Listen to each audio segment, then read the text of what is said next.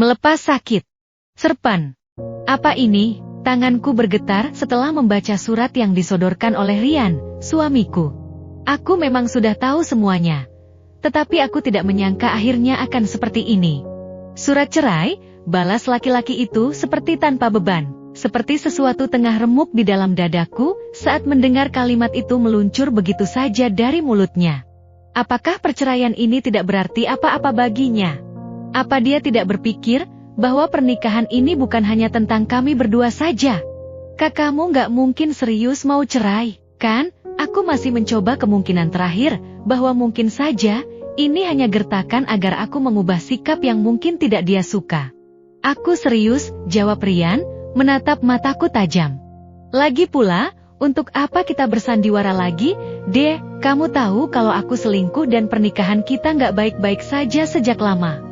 Untuk apa masih bertahan?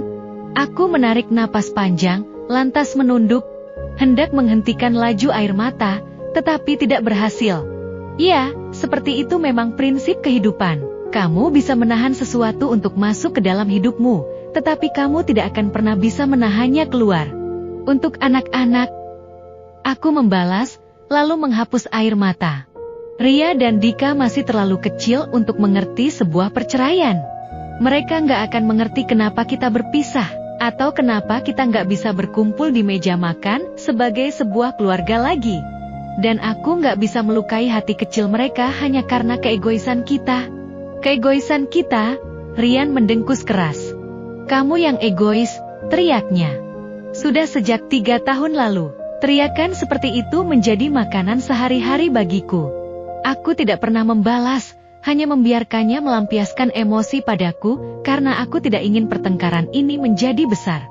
Aku tidak ingin anak-anakku sampai tahu bahwa keluarga kami tidak baik-baik saja. Kamu tahu, kan, kalau aku nggak cinta lagi sama kamu. Aku lebih cinta sama Eka. Kenapa kamu masih bertahan dan nggak mau aku ceraikan? Kenapa? Aku sudah bilang, karena anak-anak, jawabku lagi. Halah, alasan. Bilang saja kamu nggak mau pisah sama aku, karena kamu takut hidup miskin, kan? Aku juga tidak tahu. Semuanya menjadi abu-abu sekarang, pikiranku menjadi gamang dan tidak jelas. Sekarang kamu tanda tangani saja surat cerai kita, karena aku sudah muak denganmu. Laki-laki itu menunjuk wajahku dengan tatapan bengis. Sekarang aku benar-benar sadar bahwa tidak mungkin kami menjadi baik-baik saja setelah ini. Atau mungkin, kami memang sudah tidak baik-baik saja sejak awal? Entahlah. Sejak Eka pindah ke sebelah rumah kami 3 tahun lalu, pernikahanku dan Rian memang mendadak kacau. Namun aku memilih mengabaikan semuanya. Bahkan ketika aku tahu mereka berselingkuh pun, aku memilih pura-pura tidak tahu. Medeh. Memang. Aku bahkan lebih bodoh daripada yang bisa kubayangkan. Baik, aku tanda tangan, balasku dengan suara pelan. Rian tampak sedikit terkejut, tetapi dia langsung melengos dan menyembunyikan wajah dariku. Aku pun bergerak membuka laci nakas, mengambil pena dan menandatangani surat cerai itu tanpa pikir panjang. Namun sebelum menyerahkannya kepada laki-laki itu, aku bertanya, tapi jika kamu masih punya waktu, aku ingin bertanya, kenapa kamu lebih memilih Eka dibanding aku dan anak-anakmu? Rian tersenyum miring, menatapku dengan pandangan remeh. Dia berucap, kamu nggak malu? Tanya begitu. Dia mendengkus keras. Seharusnya kamu sudah sadar, Die, kamu itu nggak ada apa-apanya kalau dibandingkan Eka. Kamu lihat dia, lihat. Dia cantik, cerdas, butiknya sukses, kaya, dan yang paling penting, dia nggak pernah memalukanku di depan teman-temanku kayak kamu. Oh, balasku sambil mengangguk-angguk. Cie, kusodorkan surat cerai itu padanya, lalu tersenyum samar. Sekarang sudah malam, jadi aku minta izin untuk menginap. Lagi pula, aku butuh waktu untuk membereskan pakaianku dan anak-anak. Setidaknya sampai besok pagi, kataku. Laki-laki itu mengangguk tak acuh. Jaga dirimu baik-baik, Mas. Terima kasih untuk 11 tahun ini. Terima kasih pernah membuatku jatuh cinta dan merasa jadi wanita paling bahagia di dunia ini. Maaf jika selama 11 tahun ini, aku banyak menyusahkan dan mempermalukanmu. Maaf juga, karena aku tidak secantik dan sesukses Eka atau perempuan lain di luaran sana. Maaf, selama ini aku hanya di rumah dan berusaha menjadi istri dan ibu yang baik. Maaf. Setelah mengatakan itu, aku merasa hatiku melega. Mungkin saat ini aku sakit, tetapi sesuatu seperti menahan air mataku agar tidak tumpah. Aku memang bukan istrimu lagi, tapi Ria dan Dika tetap darah dagingmu. Sesekali jika kamu tidak sibuk, tolong kunjungi mereka. Masalah uang bulanan mereka, kamu nggak perlu khawatir. Aku akan tetap mengirimkannya. Aku tersenyum kecil. Terima kasih, sahutku.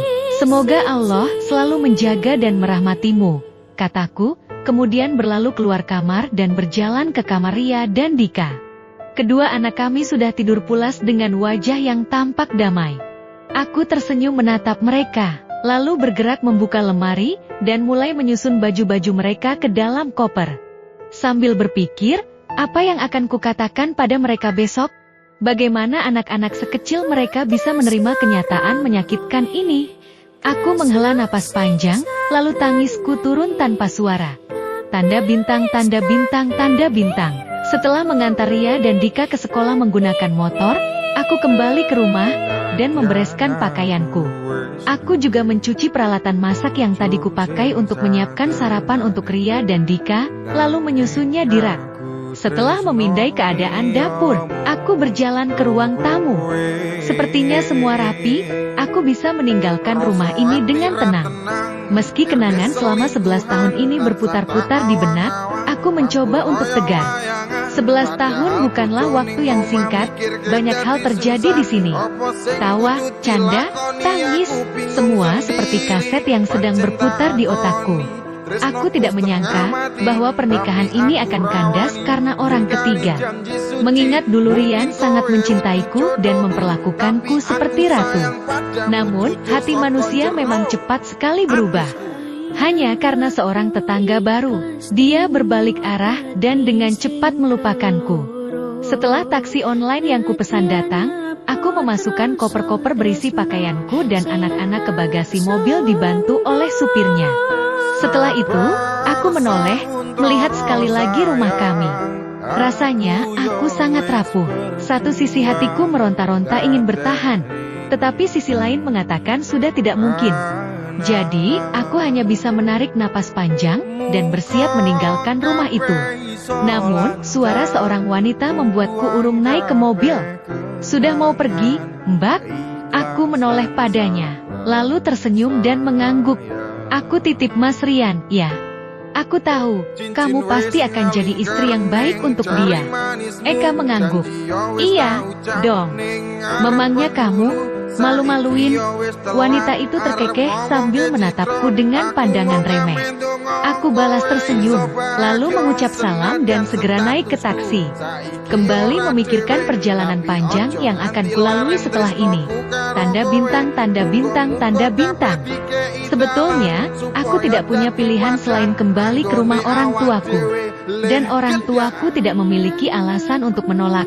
Karena aku adalah anak tunggal. Lagi pula sejak awal, Papa memang tidak setuju aku menikah dengan Rian. Tetapi dia mengalah dan membiarkanku menikahi pria itu. Sekarang aku kembali ke rumah, baik Papa maupun Mama, tidak ada yang banyak berkomentar. Saat melihatku turun dari taksi dengan koper-koper besar, Papa membantu menyeret koper-koper itu. Mama memelukku, lalu menyuruhku makan dan istirahat. Tidak ada yang bertanya ada apa atau kenapa. Mama dan Papa bersikap seolah tahu semuanya. Reaksi serupa juga aku dapatkan dari Ria dan Dika. Ketika aku menjemput mereka pulang sekolah dengan motor Papa, mereka tidak bertanya kenapa kami malah pergi ke rumah nenek dan kakeknya. Mereka hanya terlalu senang bertemu dengan kakek dan neneknya, dan bahkan tidak bertanya kenapa kami tidak pulang sampai keesokan hari. Namun, aku tahu, aku harus menjelaskan semua kepada mereka. Ria dan Dika tampak biasa saja saat aku bilang, kalau aku dan ayah mereka telah bercerai, dan kami tidak akan pernah kembali ke rumah itu lagi. Mah, apa Mama nggak kecewa karena pernikahanku gagal? Tanyaku malam itu, sambil melipat pakaian setelah makan malam. Ria dan Dika sedang mengerjakan PR di ruang tengah ditemani papa. Kalau sudah takdirnya begini, untuk apa kecewa? Balas mama sambil membalik baju papa. Enggak ada orang yang bercita-cita akan bercerai, jika dia menikah dengan orang yang dia cintai. Tapi kalau kata Allah jodohnya hanya sampai di situ, kita hambanya bisa apa? Gerakanku yang sedang melipat pakaian melambat, lalu menunduk dalam. Ikhlaskan semuanya, Dea. Allah tahu mana yang terbaik untuk hambanya, kata mama lagi. Kenapa orang-orang harus selingkuh? Ma, kali ini suaraku agak bergetar. Karena hanya sebatas itu kualitas mereka. Lagi, mama menyahut tenang dan santai. Kamu tahu bahwa setia itu tidak mudah dan hanya bisa dilakukan oleh orang-orang kelas atas yang bisa mempertahankan prinsip hidupnya. Sekarang, mama harap kamu melupakan rasa kecewa itu dan bersyukur bahwa seseorang telah mengambil laki-laki tidak setia itu dari hidupmu. Karena kalau dia nggak mengambil Rian, mungkin kamu masih akan menahan penderitaan di dalam pernikahan itu. Aku meneguk ludah kasar, lalu mengambil baju lain untuk dilipat. Tujuan hidup bukanlah mempertahankan pernikahan, nak. Percuma kamu bertahan, kalau di dalamnya kamu terluka dan berdarah, lanjut mama. Kemudian tangan yang sudah banyak disinggahi keriput itu menggenggam hangat tanganku. Kamu pernah dengar tentang filosofi sepatu, kan? Jika dia menyakitimu, berarti dia bukan ukuranmu. Lepaskanlah, ganti sepatumu. Jangan bertahan dengan kaki yang terluka, hanya karena kamu tidak ingin melepas sepatu yang kamu suka. Karena di dunia ini, masih ada banyak sepatu lain, dan salah satunya pasti diciptakan untuk kakimu. Tiba-tiba, mataku tertuju pada sepasang kakiku. Aku pun tersenyum kecil, lalu mengusap ujung mata. Fokuslah untuk menata hidupmu lagi, Dea. Kamu masih muda, dan ada 2 anak yang harus kamu pikirkan masa depannya. Jangan hancur karena sebuah perpisahan. Aku menoleh pada mama, lalu memeluknya erat. Berbisik dalam hati, berterima kasih karena Tuhan memberiku ibu dan ayah yang tidak akan pernah mengkhianatiku. Tanda bintang, tanda bintang, tanda bintang. Belum genap setahun setelah perpisahanku dan Rian, ada malam-malam panjang yang harus aku lewati untuk menjaga Ria dan Dika yang demam dan mengigau memanggil ayahnya. Bagaimanapun juga, hati seorang anak pasti akan merindukan ayahnya. Dan aku juga berusaha memberitahu Rian dan memintanya datang untuk menjenguk mereka. Tetapi laki-laki itu jelas-jelas mengabaikan anak-anaknya dan memilih untuk pergi liburan dengan istri barunya. Belum genap setahun, tetapi kini aku telah berdiri di pelaminan, berdampingan dengan seorang laki-laki yang selama ini memang telah memperhatikanku. Wah, aku tahu itu. Tetapi selama ini, aku memilih mengabaikannya. Lagi pula, dia juga tidak pernah mendekat apalagi mencoba merayu. Mungkin ini juga yang disebut kualitas seorang laki-laki. Di saat dia jelas-jelas tahu bahwa dia mengagumi seorang wanita yang telah bersuami, maka dia memilih untuk memendam rasa kagum itu sendiri dan tidak mengganggu pernikahan orang lain. Belum genap setahun dari perceraian kami, dan sekarang Rian datang ke pernikahanku seorang diri. Dengan tubuh yang terlihat lebih kurus dan wajah lusuh. Dia tampak sangat syok kala melihatku kini menikah dengan Anugrah, atasannya di kantor.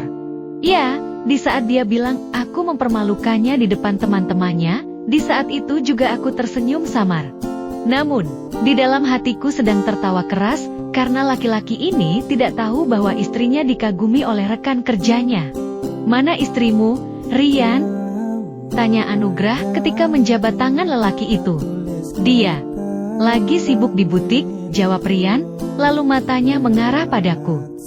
Oh, sahut Anugrah, lalu tangannya terasa melingkar di bahuku. Terima kasih sudah melepaskan dia, Rian. Jujur, saya sudah lama kagum padanya. Tapi saya tidak berani mendekat karena dia sudah bersuami. Tapi saya senang karena kamu menceraikannya, jadi saya bisa mendekati dan sekarang menikahinya. Sekarang saya akan menjaga Dea, juga Ria dan Dika. Sekarang, aku tersenyum lebar di hadapan lelaki yang sedang membantu itu. Lelaki yang lebih memilih seorang wanita cerdas dan sukses berkarir daripada istri yang mementingkan untuk mengurusi suaminya di rumah. Sekarang dia tahu, sama seperti wanita lain yang terlihat cantik di matanya, istrinya juga terlihat cantik di mata laki-laki lain. Tamat. Dari cerita ini hikmah apa yang bisa kalian ambil guys? Yuk di komen di channel Quotes Harian Telegram.